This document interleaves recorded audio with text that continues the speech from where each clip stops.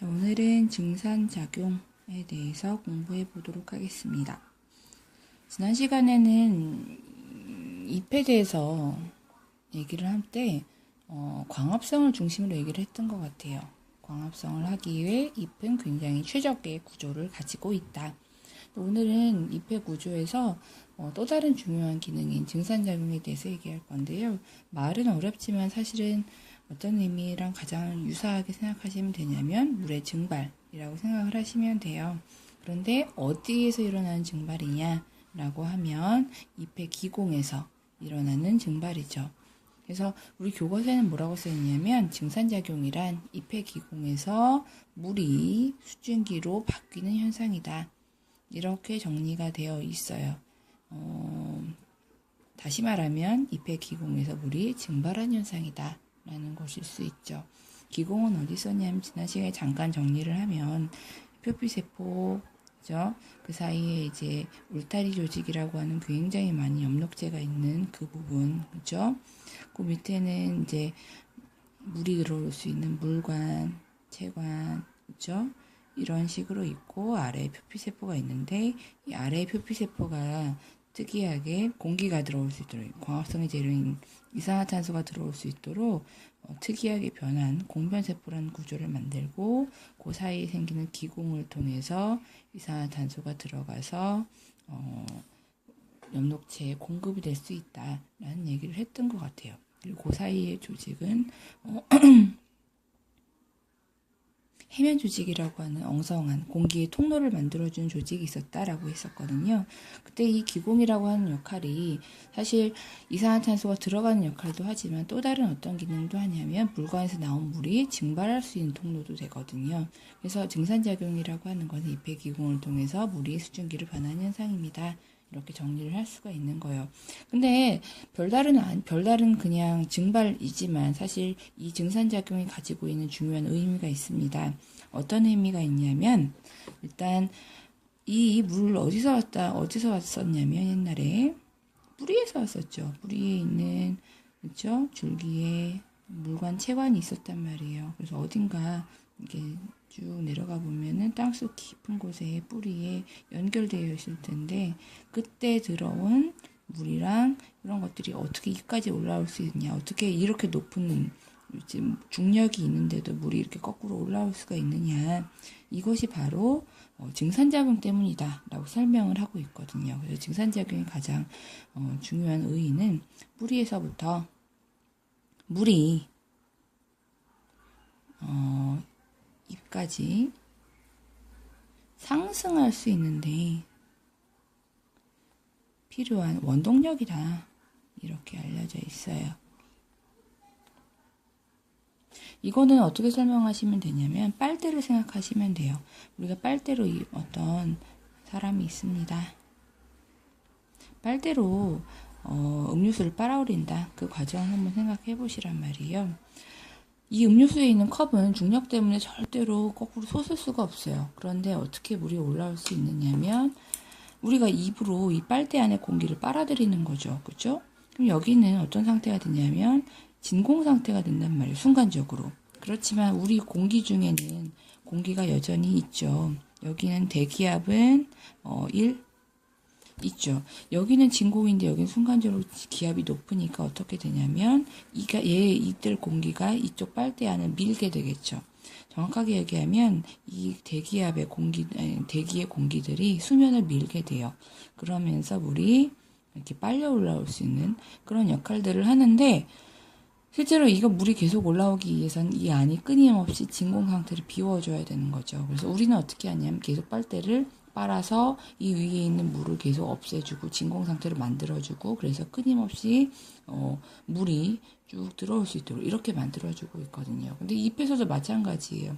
뿌리에서부터 물이 쭉 올라오려면 이 위에 있는 부분에 있는 물들이 계속 없어지고 이 안이 진공 상태가 돼야만 하거든요. 그래서 증산작용이라고 하는 이 물의 증발 현상이 뿌리에서 물이 올라오는 데 가장 중요한 힘이 된다라고 알려져 있어요. 증산작용의 또 다른 의미는 사실 또 있어요. 어떤 의미가 있냐면 사실 이 물이 증발되면서 뭘 하겠냐면 우리 주변에 생물체에 있는 열들을 같이 뺏어가거든요. 물이 수증기로 증발하기 위해서 에너지가 필요하니까 그래서 물이 증발하면서 식물체의 그 열을 같이 방출하게 됩니다. 뭐랑 비슷하냐면 우리가 더울 때 우리 몸은 36.5도가 유지돼야 되는데 너무 덥단 말이에요. 그럼 어떻게 하냐면 우리는 땀을 흘리죠. 땀을 흘리면서 그 땀이 식고 그 땀이 증발이 되면서 어떻게 되냐면 내 몸의 온도가 다시 떨어지게 돼요. 그거랑 똑같은 현상이 여기에서도 일어나는 거죠. 그래서 식물체의 식물의 몸의 체온을 그렇죠? 조절하는 의미가 될 수 있다라는 거예요.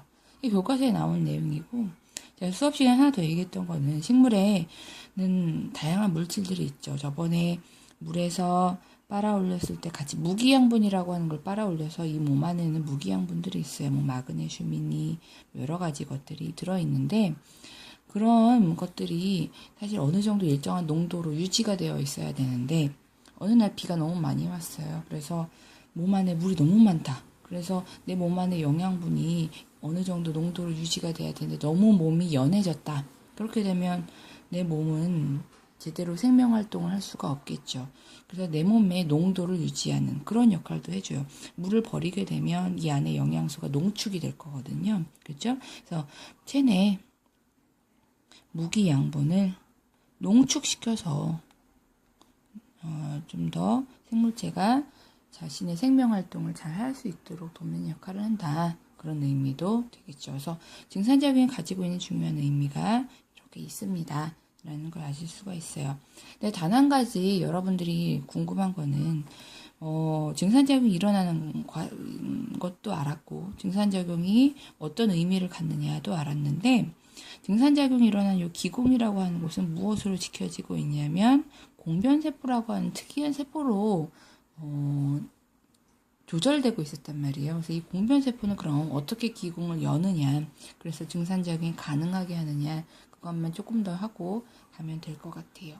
그래서 제가 기공만 다시 한번 그려놓을게요. 기공이고요. 기공은 공변세포 2개로 이런 식으로 지켜지고 있고 주변에는 그냥 일반적인 표피세포들이 있겠죠. 뭐 이렇게 표피세포들을 그려주고 얘는 이제 공변세포고요. 우리가 얘기하는 기공이 여기에 이제 있어요. 얘가 어떻게 열리느냐 한번 생각을 해볼게요. 그런데 공변세포가 지난 시간에 특징이 2가지가 있었는데 어떤 특징이 있었냐면 첫 번째 특징은 일단 얘는 엽록체라는 걸 갖는다. 그죠? 주변의 표피세포는 빛을 모으기 위해서 엽록체를 갖지 않았어요. 근데 특이하게 공변세포만큼은 엽록체를 가진다라는 것이 특징이었고요. 또 다른 중요한 특징은 뭐였냐면 세포벽의 두께였는데 좀 특이해요. 공변세포는 세포벽이 일반적으로 전부 다 똑같은 굵기로 이렇게 다 덮여 있어야 되는데 이상하게 이 기공 쪽, 이쪽 세포벽은 굉장히 두껍고요. 바깥쪽 세포벽은 좀 얇은 이런 형태를 가지고 있어요. 그래서 이제 좀 특이한 거예요. 세포벽의 두께가 다르다. 두께가 어디가 더 두꺼우냐가 기공.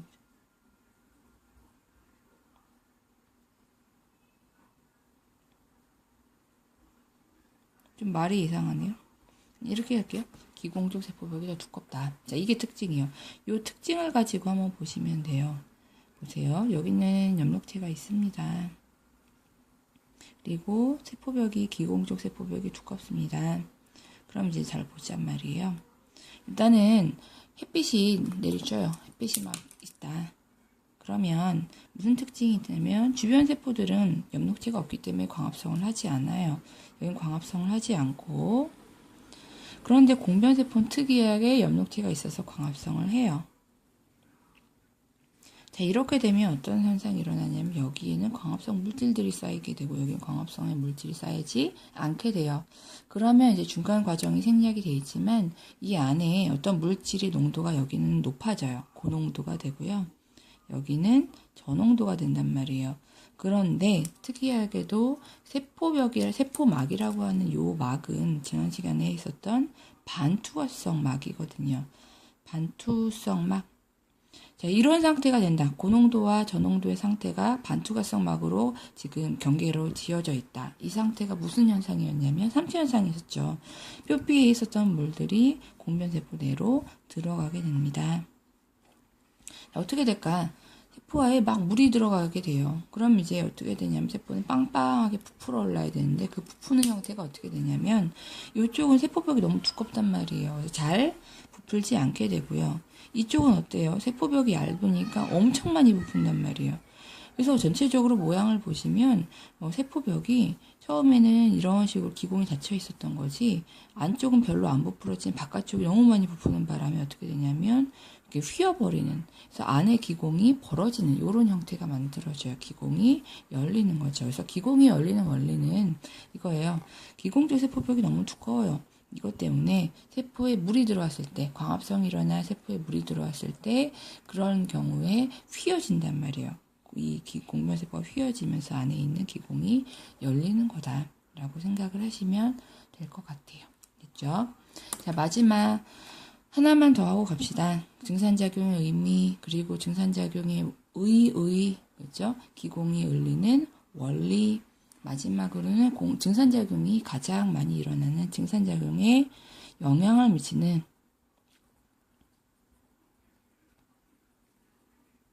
환경 요건만 보고 갈게요.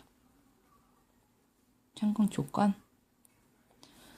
일단 증산작용이라고 하는 건 본질적으로 뭐라고 했냐면 증발이라고 말씀을 드렸어요. 증발. 그렇기 때문에 증산작용이 언제 잘 일어나느냐, 그것도 마찬가지로 물이 잘 증발되는 조건. 물이 증발되는 조건을 잘 모르신다면 빨래 생각해보자. 빨래가 마르는 일, 그것도 물의 증발이죠. 빨래가 잘 마르는 이거랑도 같이 생각을 해줄 수가 있어요. 자, 그러면 어떤 요건이 있느냐 한번 표로 그려보면 이렇게 생각할 수가 있죠. 자, 식물을 둘러싸고 있는 햇빛, 식물을 둘러싸고 있는 대기의 온도, 기온, 그렇죠? 아니면 식물을 둘러싸고 있는 공기의 수증기가 많으냐 적으냐, 건조하냐 습하냐, 습도, 그리고 식물 주변에 부르고 있는 바람이 세냐 강하냐, 이걸 생각을 해보신다면, 예를 들어 물의 증발이 잘 일어나려면 햇빛은 어떻게 해야 될까? 굉장히 뜨거워야 되죠. 강해야 되죠. 강할수록 증발 조건이 잘 일어난다. 증산작용이 잘 일어난다. 기온은 굉장히 뜨거울수록, 높을수록 몸 안에 증발이 잘 일어나겠죠. 증산작용이 잘 일어난다. 또는 물이, 습도가, 주변 공기가 건조할수록, 그 얘기는 습도가 낮을수록 증산작용이 잘 일어나게 되고요. 마지막으로는 바람은, 빨래 언제 할 때 잘 마르냐면 바람이 강할 때 잘 마르죠. 헤어드라이기 바람으로 머리를 말리죠. 그렇죠? 바람이 강할수록 어떻게 된다? 증산작용은 잘 일어나게 된다. 라고 정리해 줄 수 있습니다. 어려운 내용이었지만 우리가 증산작용의 의의, 어떻게 기공이 열리느냐, 증산작용이 언제 잘 일어나느냐만 정확하게 공부를 하신다면 될 것 같습니다.